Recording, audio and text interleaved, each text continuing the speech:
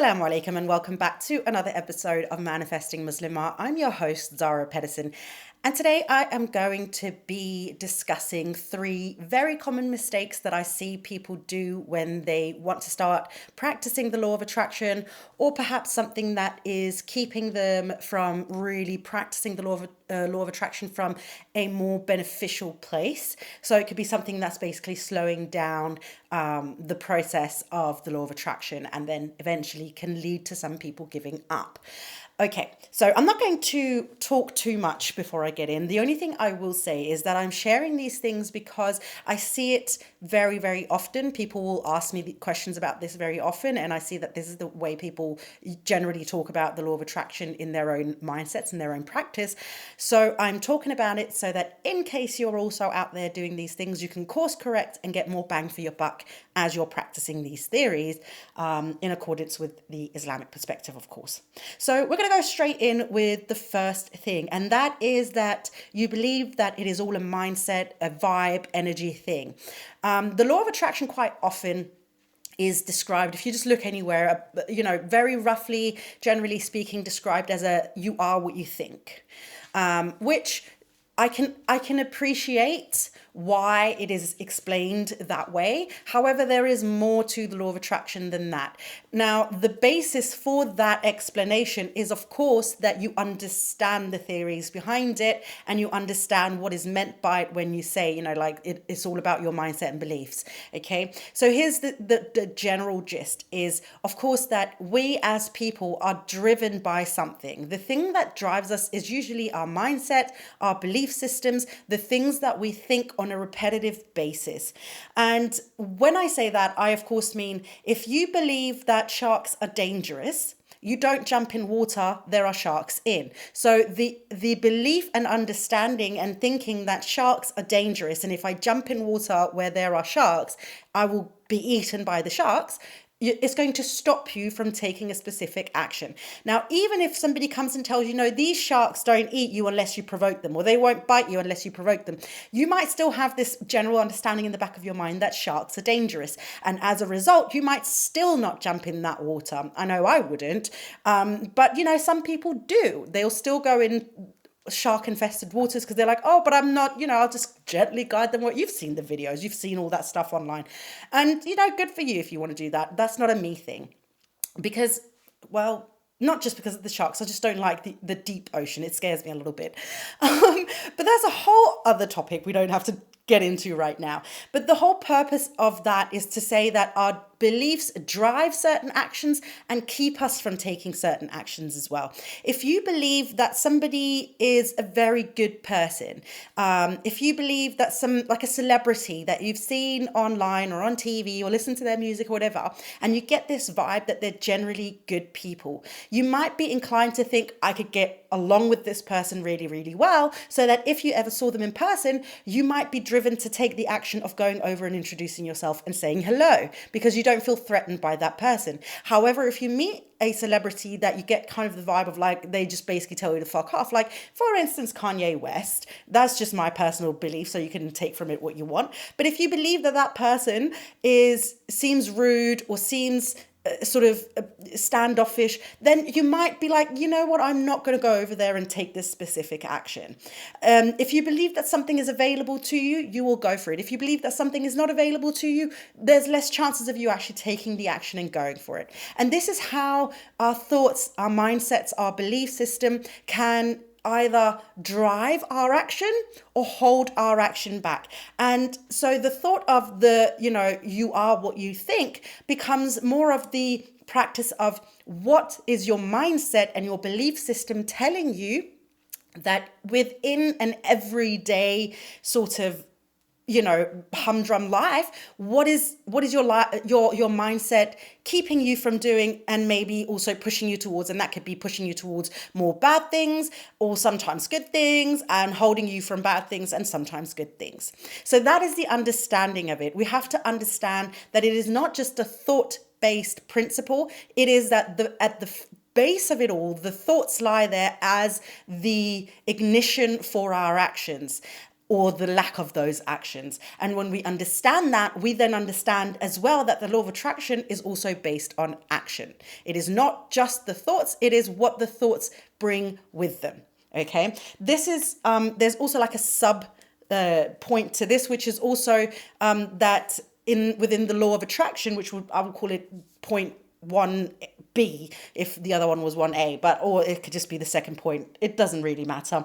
But it's also to the fact that it is not enough to use the law of attraction by saying, but I've made the dua and I've prayed my salah and khalas, that's all I'm going to do. That is again the same thought of saying like I've said happy things to myself and then now I'm done. Like the thing has to come to me now because I'm now a magnet to the things that I want. No. You still have to go out there and take that action. The dua and salah, the people who lean on that are the same kind of people who would lean on it is only a thoughts thing. So as long as I correct my thinking, then I will become a magnet to the things I want. No, not necessarily. You still have to go out there and you have to create the luck for yourself. And when I say create the luck for yourself, I don't mean as in you have to facilitate everything that comes into your life, but you have to put yourself out there where the blessings can find you, where people can meet you, where the opportunities are. Because if we're just sitting at home and we're never meeting people, it'll be far more difficult for us to go out and meet the partner that we've always dreamt of, get new friends, get a new job, all of these things. We have to put ourselves out there as well. So it is not enough to think that law of attraction is a mindset vibe energy thing. It definitely has things to do with that as well. It's the base, the foundation of the law of attraction. But to get results with the law of attraction, you also still have to put yourself out there. And while Allah, of course, can do anything and his powers are limitless, we are not. And Allah subhanahu wa ta'ala still wants us to back up our own intentions. So if our intention is to make more money, then he will bless the person who backs up that intention. He does not change the condition of a person unless they change what is within themselves. So that is also just like a little reminder. Don't judge me for, again, as usual, not remembering what surah and ayat that is, but it is in the Quran. You can look it up really quickly, a Google search, and you'll get the numbers there for yourself. But it is in the Quran, and it is such a beautiful reminder because dua and salah is a really good place to start, but you have to back it up with action as well. The next thing that I see from people that is a common mistake is that they think the more methods and techniques that I adopt during this whole law of attraction thing, the more results and the quicker the results will come.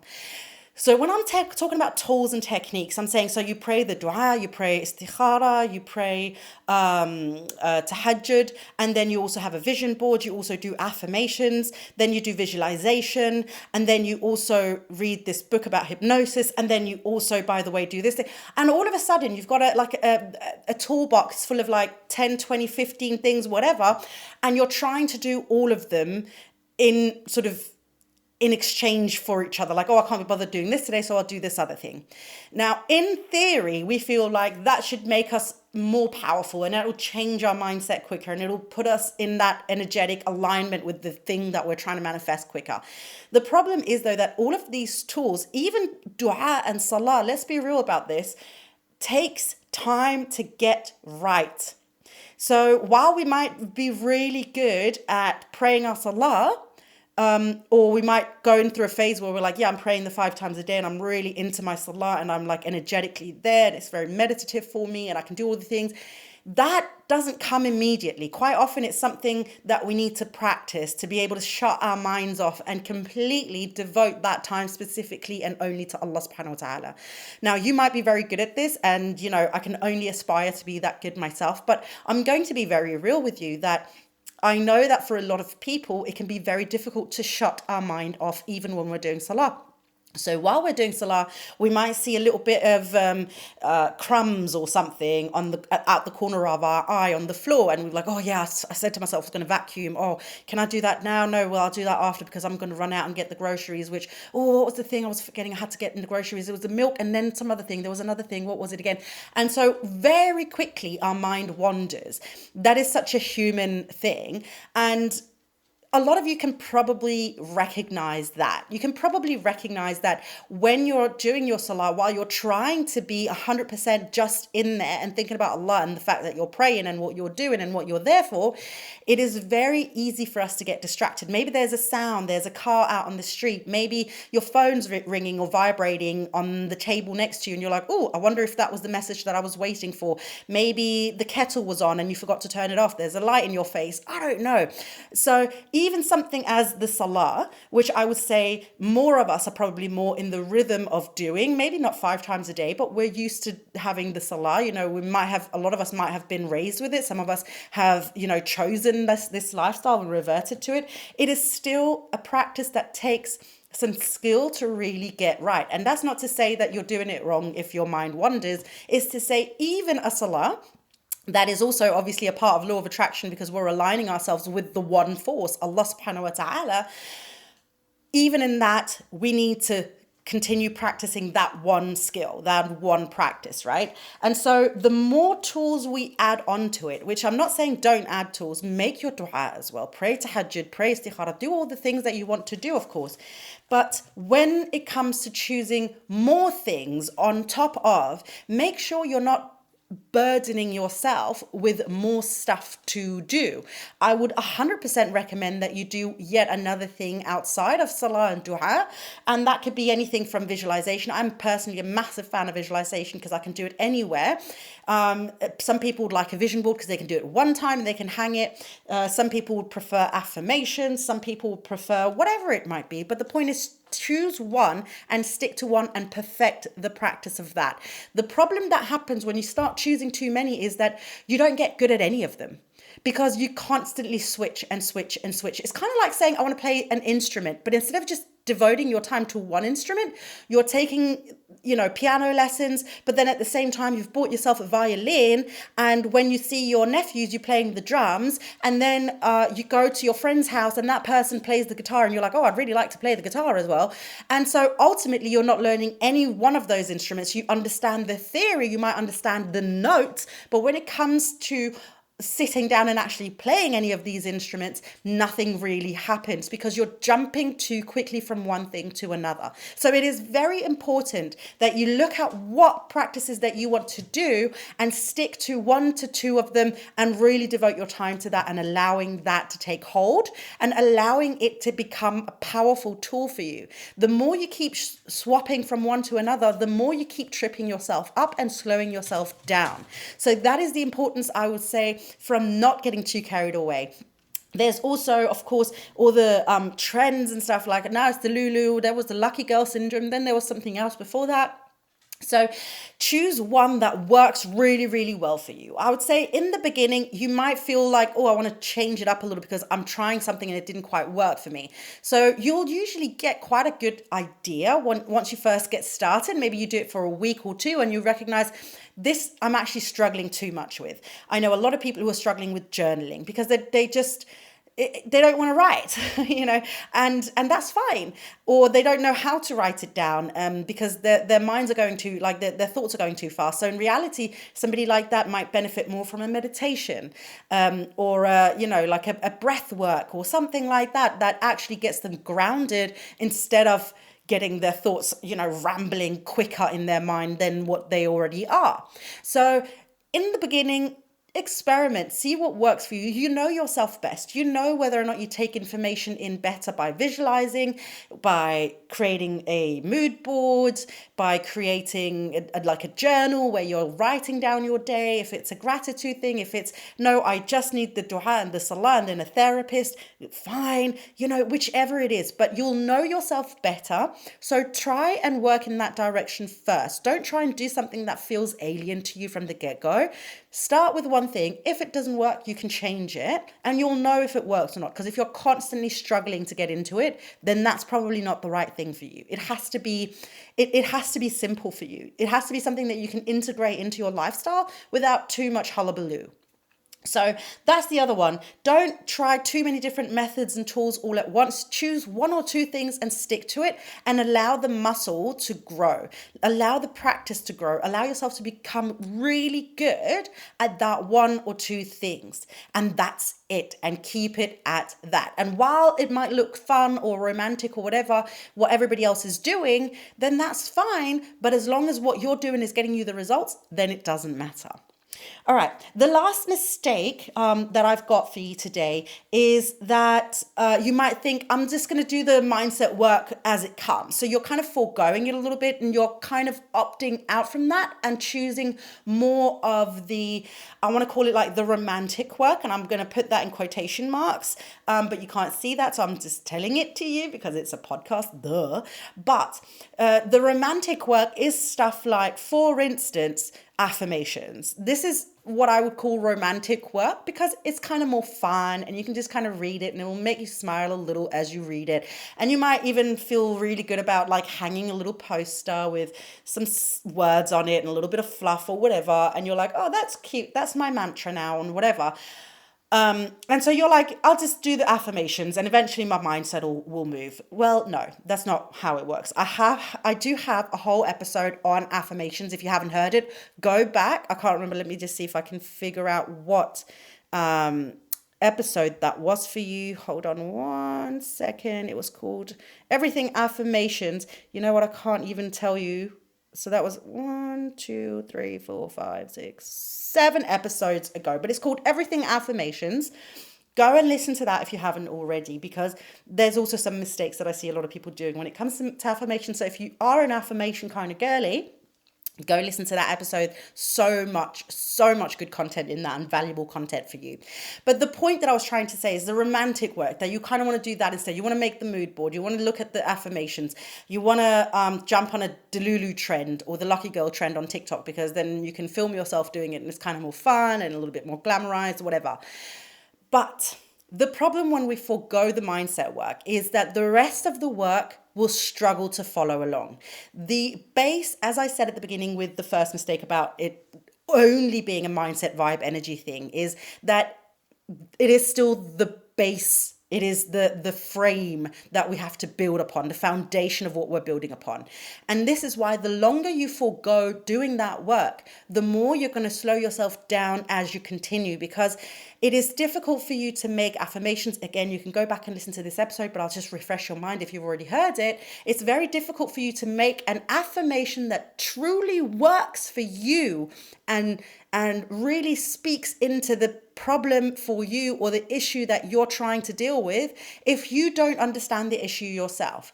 If you don't understand where the mindset is coming from, if you don't understand what within that mindset is the actual trigger for you, and speaking directly to that. And the same can be said about, doing a vision board or a mood board or whatever you want to call it. And listen, they're really good fun to make and whatever. But if you don't understand how to connect yourself emotionally with it, because you don't understand your own emotions with it, you might be able to look at a picture of a ton of money or a new house. But if your mindset ultimately does not believe you're worthy of having it, looking at that image every single day could actually have the opposite effect of what it is that you're trying to get, which is it continues to trigger an emotion within you that says you will never have this because you're not good enough to have it. So again, by foregoing the mindset work, the work around your beliefs and your thoughts, you could actually be holding yourself back even more, even though you're thinking, but I'm doing the right things. I've got a vision board. I know what it is that I want. I'm clear and specific on what I want. And I even say affirmations and I pray Salah. Yes, but if something within you, deep within your subconscious, well, it doesn't even have to be that deep, to be honest with you. It can even be quite shallow in you, but you haven't even dared look at it yet, tells you the opposite is available to you and nothing more, then looking at those images, saying those affirmations could just be triggering that belief even harder. And it's almost as if that the mindset will then just kind of dig its heels into the ground and say, I'm not moving. How dare you, tell me all of these things when I don't believe in it? How dare you? Because this is not available to me. And as a result, you slow down your own manifestation. your own practice in the law of attraction, and then you're wondering why it's not working for you. And then you'll be like, but Allah doesn't want to give me the things. And in reality, you're the only one who's actually getting in your own way. And so don't forego the mindset work. The mindset work is so important because this is the literal foundation of you using the law of attraction, of you being able to, and I know this is going to trigger some people, making a dua that really counts. Allah subhanahu wa ta'ala doesn't need it. You need it. It is not about making it clear to Allah. It's about making it clear to you. So you understand the obstacles that'll come your way. So you understand what you have to work towards. So you understand when you've actually made advances versus when you're taking steps backwards. This is why it is so important. And this is also why the first course that I ever put out was Belief Breakthrough, because I knew that that would be the first thing people would have hiccups with, because people are not used to, and I say this in general terms, but we're not used to looking inwards. If anything, we're used to ignoring what's going on inside of us because it can be uncomfortable. And if we can bury it, if we can forget it, and if we can just move on, then surely things will be all right. But the problem is that all of these things linger. They stay with us and we're carrying them with us throughout our lives. And eventually, if you're triggered enough, you'll explode. And we don't want that. So, make sure you're doing that work to begin with, and you're constantly revisiting, making sure your mindset and your belief system are where they're supposed to be, and that they're actually working with you rather than against you. And then once you've done that, you'll notice that everything else that you do on top, all the romantic work and all the fun work and all the trends, it becomes so much easier to get the results from that work. And it's not a question of, the law of attraction doesn't work for me or Allah doesn't listen to my dua. It's literally a question of you doing the necessary work to put yourself in a position that is far more favorable to you to get the things that you want in this dunya. Okay, so those are the 3 things that is so important and the mistakes that I see a lot of people are making. Number 1, I'm just going to go through them with you one more time. Make sure that you don't think it's all a mindset and a vibe thing, energy thing. You do have to take action as well. Make sure you're putting yourself out there, applying for the jobs, meeting the men if you want to get married, doing these things. The same can be said about dua and salah. It is not enough just to make the dua to Allah. He also wants to see that you're backing up your own intention. So while you're intending something, while you're sitting and making the dua to Allah and like, this is what I want, make sure you're following through, because this is what Allah has said to us, that He will not change our condition until we change what it is within ourselves. Number 2, more tools or more methods do not equal more results. So don't overload yourself with all the different methods because you heard somebody had really good results with this and another person had really good results with that. Choose 1 or 2 things, get really good at it, make sure that they align with you and you don't struggle understanding them or anything like that, and then focus on that and keep going on that. Yes, I know, I'm almost done, darling. I don't know if you could hear her little whininess. And the last one, foregoing the mindset work for the trendy work, the romantic work, the things that is fun and easily done. Make sure that you do the mindset work first. If you can't deal with it first, then do it along the way in little chunks. If you need help with that, you do know that I have the course Belief Breakthrough. I hope you know that. I feel like I've spoken enough about it already. But if you don't, I do have a course that can help you with that. It's called Belief Breakthrough. You can find it in my Stan store. There'll be a link in the show notes. But make sure you do that work, because that is the literal foundation that you're building the rest of these practices upon. And it will literally magnify your work very powerfully and get you the results that you want much easier. All right, my darling, I'm going to leave this here with you. As always, I love to hear from you. So if there's something in this episode that you really resonated with or you've got questions about, feel free to send me a message over on Instagram at Manifesting Muslim Mom. If you've got a suggestion for an episode topic, feel free as well to contact me and let me know. And of course, don't forget to rate and review this show wherever you're listening to it. It does help new listeners find the show and inshallah also help more people. All right, my darling, until next time, please don't forget to live in love. Assalamu alaikum.